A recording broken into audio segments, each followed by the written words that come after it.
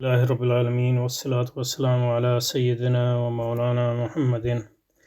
معدن الجود والکرم وعلی آلہ وازواجہ وذریتہ اجمعین۔ حضرت علامہ اقبال کی کتاب تشکیل جدید الہیت اسلامیہ کا جو ترجمہ ہے سید ندیم نیازی صاحب کا، اس کا مطالعہ جاری رکھتے ہیں اور ادیب بادشاہ کا مطالعہ کر رہے ہیں، اور یہاں پہ رکے تھے پچھلی بار۔ ان خطبات میں جو مدراس مسلم ایسوسی ایشن کی یہ پچھلی بار ہم نے کر دیا تھا۔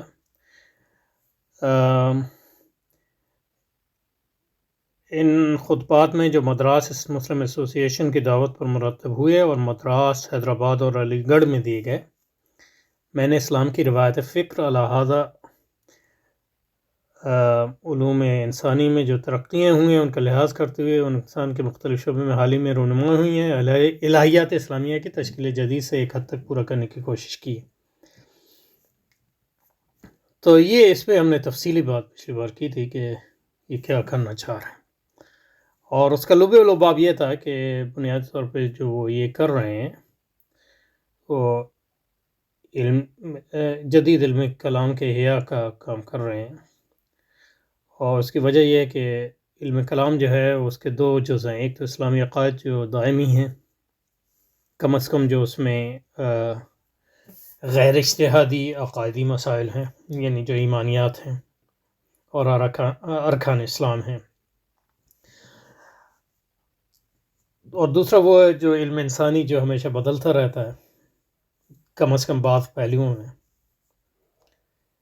کیونکہ وہ علم انسانی کی بنیاد پہ ہی نصوص کو سمجھتے ہیں اور عربی زبان اور عقل عامہ وغیرہ۔ تو جب علم انسانی میں تغیر آتا ہے تو اس بات کی بھی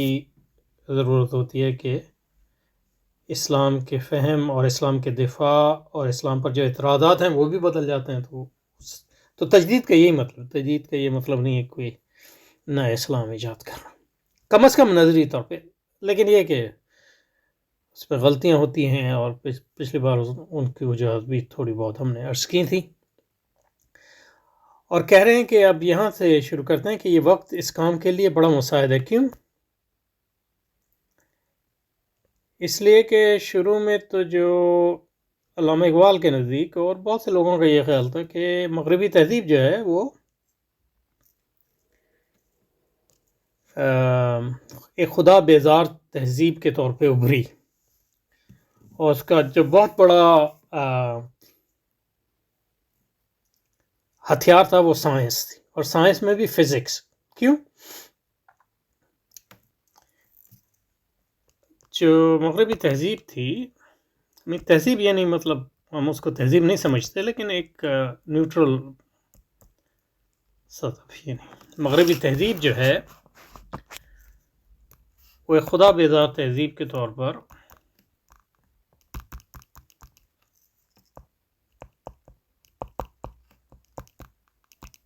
پر اس کی نشو نما ہوئی۔ یعنی شروع میں تو مطلب یہ کہ اس کی مذہبی توجیہات بھی پیش کی گئیں، لیکن جیسے جیسے وہ پروان چڑھتی گئی، خاص طور پہ 19ویں صدی، اور پھر اس کا خدا بیزاری جو ہے وہ بڑھتی گئی، اور مغربی تہذیب کا سب سے بڑا ہتھیار جو تھا وہ سائنس تھی، اور سائنس میں جو سب سے بڑا ہتھیار اس وقت یعنی تھا فزکس، طبیعت۔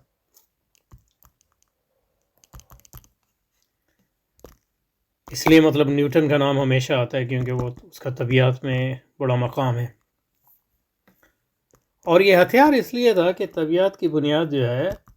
علم انسانی ہے، اور علم انسانی اس طبیعت کی جو ساخت قائم ہوئی،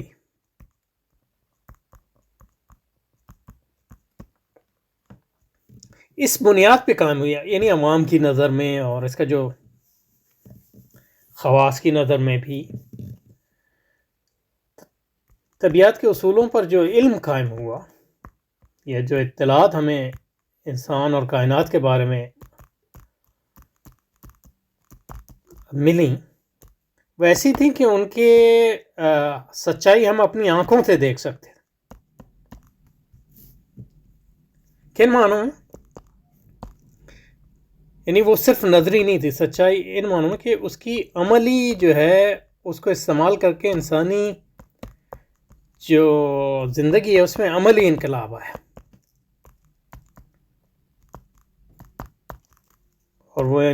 عملی انقلاب مطلب یہ ہے کہ اسٹیم انجن کے ایجاد سے، ریل گاڑیوں کے ایجاد سے، اور بعد میں جہازوں کی، یعنی وہ مسافتیں جو جن میں مہینے لگتے تھے وہ اب دنوں میں طے ہونے لگی. کاریں، اور یہ سب جن اصولوں پر بنی وہ طبیعت کے اصول تھے،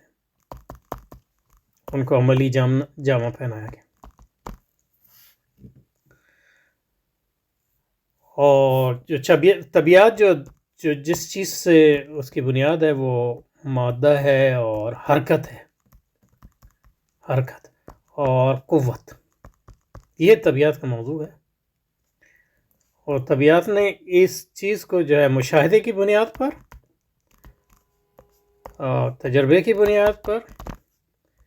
اور جس کو کہتے ہیں ایکسپیریمنٹل میتھڈ. لوگ ایکسپیریمنٹل میتھڈ کو جو ہے وہ تجربے اور مشاہدے سے خلط ملط کر دیتے ہیں، گو کہ اس میں تجربہ اور مشاہدہ ہے، لیکن وہ ایکسپیریمنٹل میتھڈ جو ہے اس کا مطلب ہوتا ہے کہ ایک کنٹرول انوائرمنٹ تخلیق کرنا، ماحول تخلیق کرنا جس میں جو ویریبلز ہیں، جو متغیرات ہیں، ان پر آپ کا کنٹرول ہو. اور اس کنٹرول ماحول میں جو ہے آپ تجربے اور مشاہدہ کرتے ہیں اور مختلف ویریبلز میں جو ہے تغیر کر کے دیکھنے کی کوشش کرتے ہیں کہ کیا کوئی عمومی اصول سیکھا جا سکتا ہے یا عمومی قانون سیکھا جا سکتا ہے. اور پھر طبیعت کی جو زبان تھی وہ ریاضی تھی، تو جو معلومات حاصل ہوئی اس لحاظ سے اس کو ریاضی جان میں اس کو ایگزیکٹ میجرمنٹ، اس کی پیمائش کرنا اور اس کو بالکل جوں کا تو جو ہے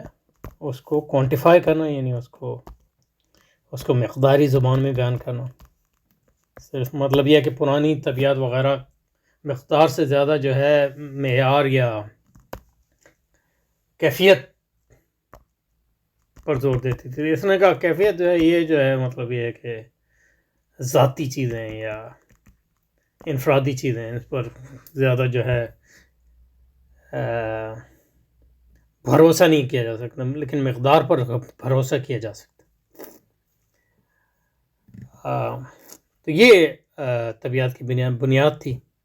اور اس کے نتیجے میں جو ہے جب اس طبیعت کے اصولوں کو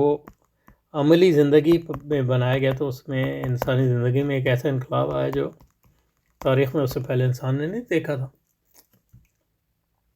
تو اس عملی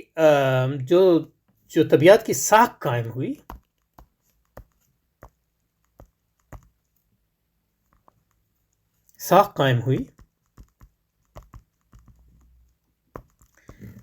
وہ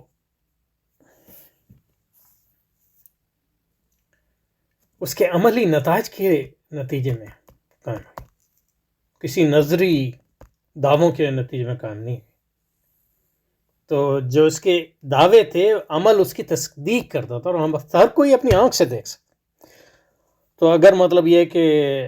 فزکس کے اصول جو ہے وہ غلط ہوتے تو یہ انجن کیسے چلتے، اور یہ جہاز کیسے اڑتے، اور یہ گاڑیاں کیسے، اور یہ ریل گاڑیاں کیسے چلتی ہیں، اور اسٹیم انجن کیسے چلتے وغیرہ وغیرہ. سمجھے آپ؟ تو اور اس فزکس کی جو حرکت اور قوت کے بارے میں جو مفروضات تھے جن پر یہ کام، وہ ارسطو کی جو فلسفہ تھا اس کے بالکل مخالف. اور اسی ارسطو کے فلسفے کی خاص طور پہ حرکت اور قوت کے بارے میں جو مفروضات تھے، اسی بنیاد پہ عیسائی بھی خدا کی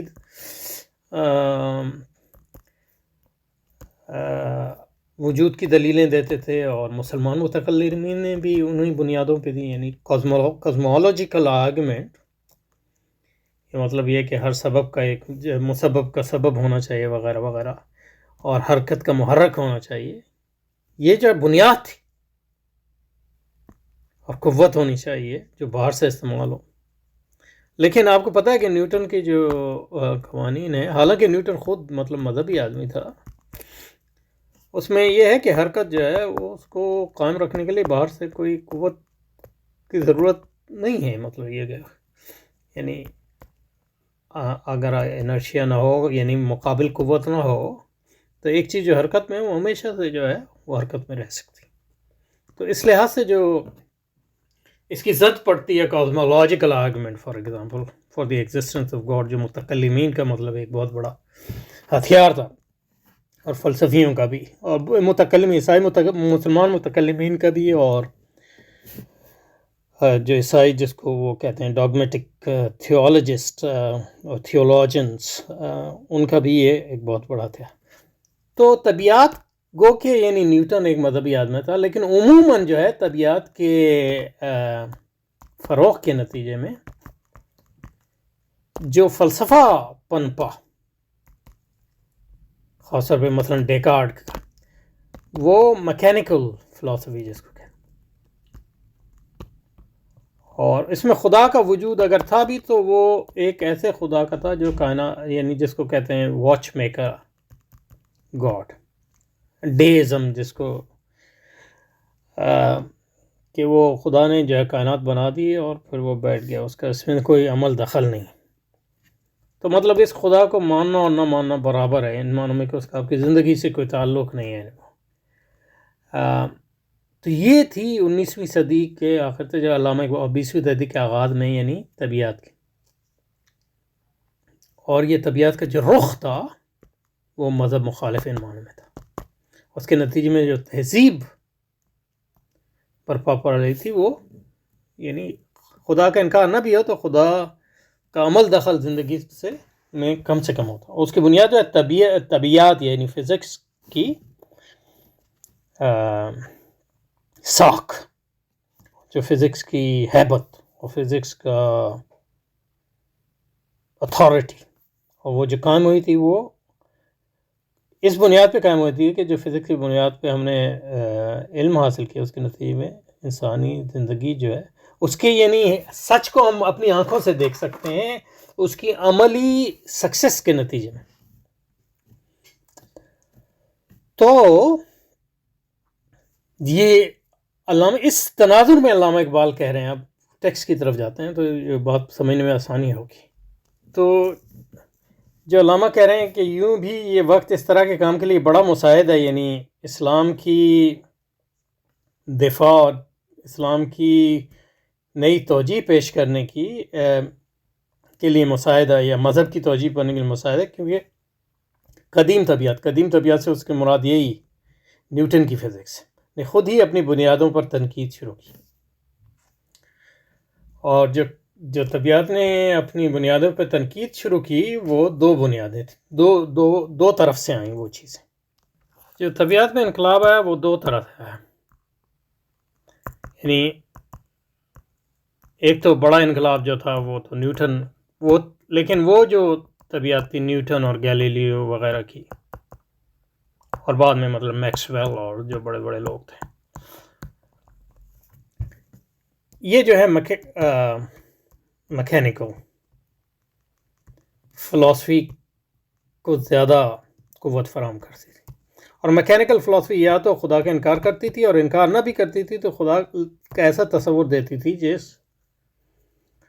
میں خدا کا زندگی سے کوئی تعلق نہیں۔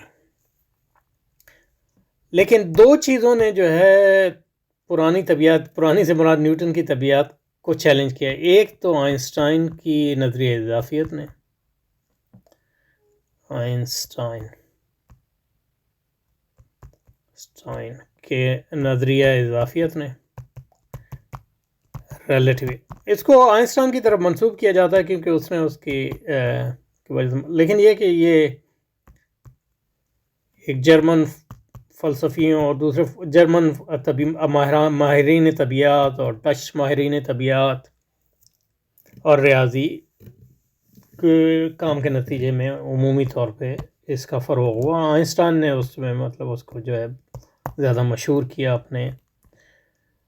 نظریے کے ذریعے. تو اس میں آئنسٹائن کا نظریہ بھی ہے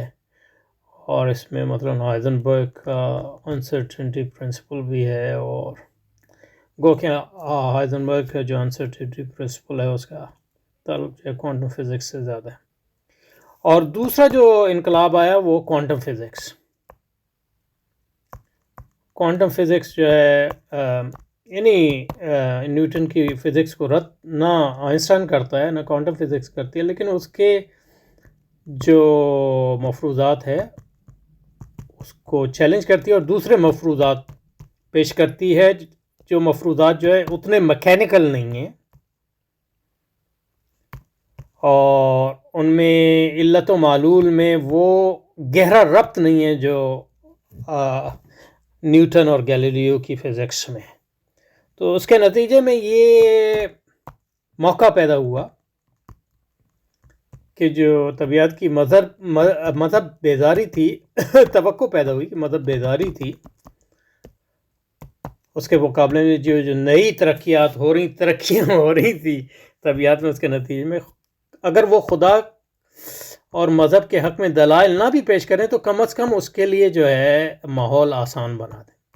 یہ ایک بہت بڑی لوگوں کو توقع تھی، علامہ اقبال کو بھی تھی اور دوسرے لوگوں کو بھی تھی، مغرب میں بھی اور ہمارے ہاں بھی. گو کہ وہ توقع اس لحاظ سے پوری نہیں ہوئی کیونکہ اس کو اور اس لحاظ سے آپ دیکھیں گے کہ تشکیل جدید الہیات کی اس کتاب میں علامہ اقبال آئنسٹائن کی طبیعت کو بھی استعمال کرتے ہیں اور کوانٹم فزکس کا بھی ذکر کرتے ہیں اسلام کے دفاع کے لیے اور یا مذہب کے دفاع کے لیے عمومی. تو علامہ اقبال کی امید یہی تھی کہ یہ جو ہمارے ہاں نوجوان جو مذہب بیدار ہو گئے تھے فزکس کے میکینیکل فزکس یا نیوٹن کی فزکس کے غلبے کے نتیجے میں آئنسٹائن اور کوانٹم فزکس کے نشوونما کے نتیجے میں یہ موقع پیدا ہوگا کہ ان مذہب بیدار نوجوانوں کو جو ہے اسلام اور مذہب کی طرف جو ہے دوبارہ لوٹایا جا سکے، کیونکہ مطلب ان کی اپنی فزکس جو ہے اس کے لیے اگر دلائل نہ بھی دے رہی ہو تو کم از کم ماحول جو ہے سازگار کر رہی. تو یہ دیکھیے مطلب یہ کہ یہ ایک بہت بڑی مثال ہے اسی کی جو ہم نے پچھلی بار کیا کہ علم انسانی میں جو تغیر آتا ہے اس کے نتیجے میں اسلام کا دفاع کس طرح کیا جائے، اسلام کو کس طرح سمجھا جائے یا اس کی توجیہ کس طرح پیش کی جائے، اس میں بھی تغیر آتا ہے. کبھی وہ مشکل ہو جاتا ہے، کبھی اس کے امکانات اچھے ہو جاتے ہیں وغیرہ وغیرہ.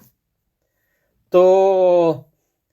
یونانی فلسفہ ارسطو کا فلسفہ بھی غیر اسلامی یا غیر اسلامی نہ بھی ہو تو مطلب انسانی علم تھا. اسی طرح نیوٹن بھی غیر اسلامی علم ہے، نیوٹن کی فزکس یا غیر اسلامی علم نہ بھی ہو تو ایک انسانی علم ہے اس کو. اسی طرح کوانٹم فزکس اور نظریہ اضافیت وغیرہ بھی. لیکن یہ کہ اس انسانی علم کے تغیر کے نتیجے میں اسلام کے دفاع کے جو تقاضے ہیں وہ بھی بدلتے ہیں اور اسلام کے حق میں دلائل دینے کا جو امکانات ہیں وہ بھی بدلتے ہیں اور اسلام کی توجیہ پیش کرنے کے جو تقاضے ہیں وہ بھی بدلتے ہیں. اور علامہ اقبال یعنی یہ ایک اچھی مثال ہے جس کے ذریعے جو ہے علامہ اقبال کا منہاج یا جو عمومی علم کلام میں تجدید کا منہاج ہم نے پچھلی بار پیش کیا تھا، اس کے لیے ایک بہت بڑی اچھی دلیل ہے. یعنی ان معنوں میں کہ وہ یعنی جدید سائنس کے اندر بھی جو تبدیلیاں آتی ہیں اس کے نتیجے میں کبھی جو ہے مطلب اسلام پر اعتراضات اور مذہب پر اعتراضات کا جو ماحول ہے وہ شدید ہو جاتا ہے، کبھی کم ہو جاتا ہے، کبھی دفاع کے امکانات